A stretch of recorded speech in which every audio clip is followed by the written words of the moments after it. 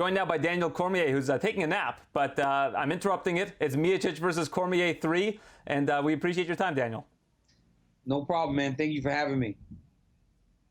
Of course, my pleasure. Well, does this week feel different? Does it feel like a trilogy fight? There's no fans. I'm sure it's quiet wherever you are.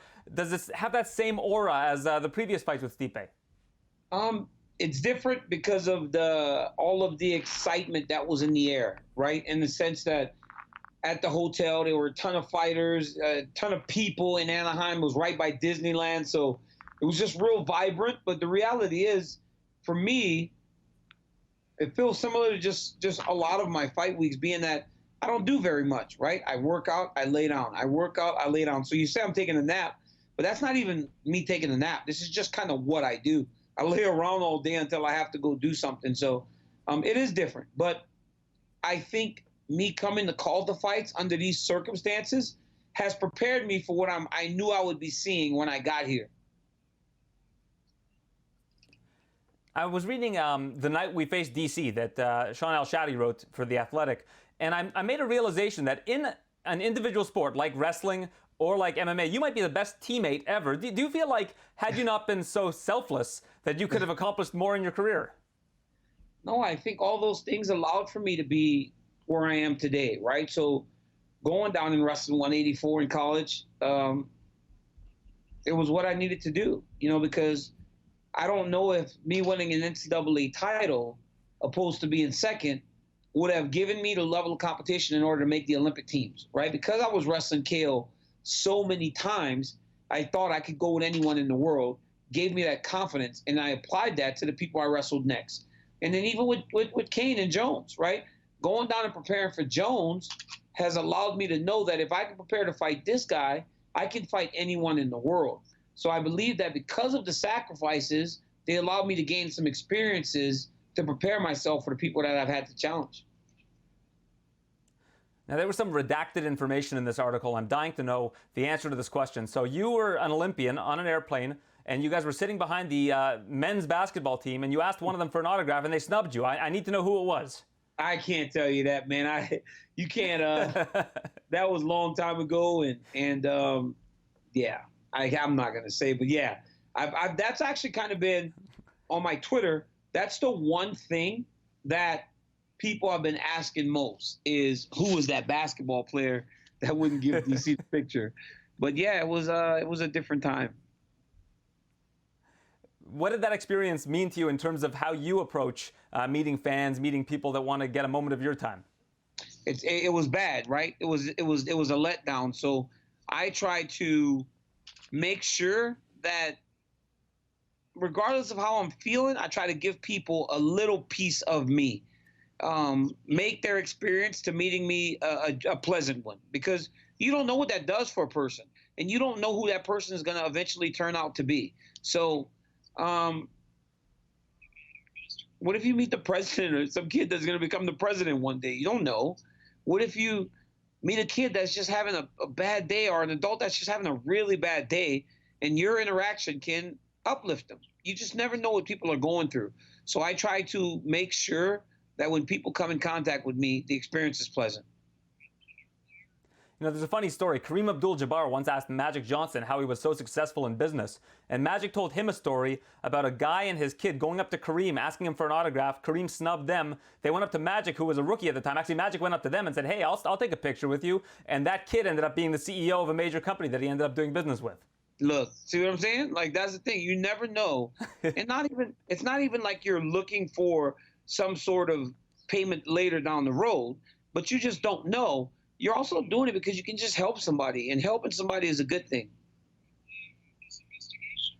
Now, this is a different fight week for obvious reasons. There's no crowd.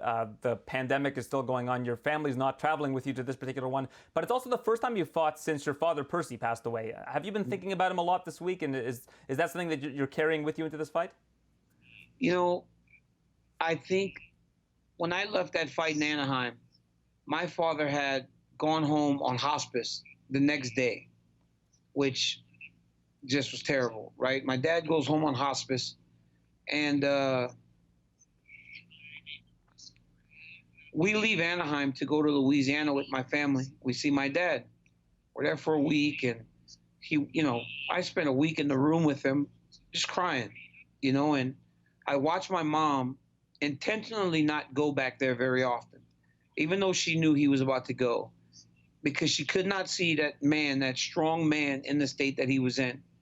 And I was so sad when he passed away. Like, Bob Cook, my manager, and Cassandra, they came out to the funeral and they said, I look like a little boy that nobody could help.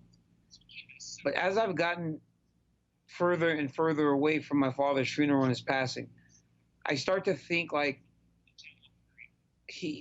I watched him moan and be in so much pain in that room. And I saw him not as the person he was hurting. And so for him to be able to be out of that pain now and back to himself, it makes me happy that he's not in pain anymore. I've never seen my father like this. So it makes me happy that he's, hopefully he's not in pain anymore. So I want to honor him, but I'm just really happy that he's not suffering. I appreciate you sharing those emotions with us. You spoke to Ariel Helwani. You guys do a great show, the fastest growing podcast at ESPN, DCN Helwani. You talked about how after losing the heavyweight belt, you still feel like the same person. You feel like things haven't changed much with you not being the champion.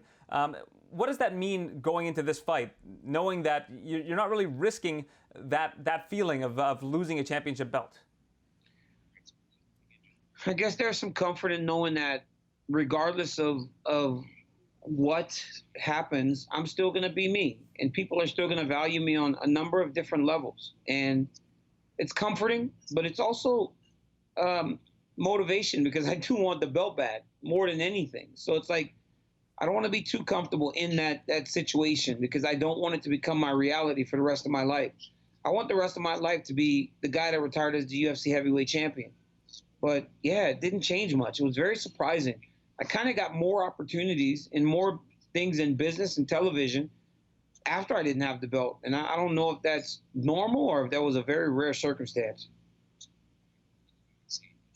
Well, back in 2006 or 2007, Heidi Seibert, who was working at Zinkin at the time, sent me a text message. I was a producer in radio, saying, you've got to interview this guy, Daniel Cormier. He's about to make his Strikeforce debut. He's got a fantastic story. I said yes, and I think it might have been your first radio interview ever. So I've been on the DC train since day one. It's been a pleasure watching your career. I know this is going to be your last fight this weekend, and I just wanted to say it's been just fantastic to watch your growth, your development, and how big of a star you've become, and of course, a two-division champion in this sport. And thank you for your time. I really appreciate it. Aaron, thank you so much. And again, thank you for covering me from the start to the finish. And the way that you have portrayed me to the masses has been amazing. I am not who I am without the way that you guys in the media have portrayed me. I appreciate you guys. I do appreciate everything. And I'm thankful for the friendships I've made over the course of this time. And now I get to be one of you guys and try to build future fighters with the way that I present them. Well, pleasure's been all ours. Welcome to being one of the nerds in the media, as per Dana White. We welcome you with open arms. Thank you, Aaron. You're the man.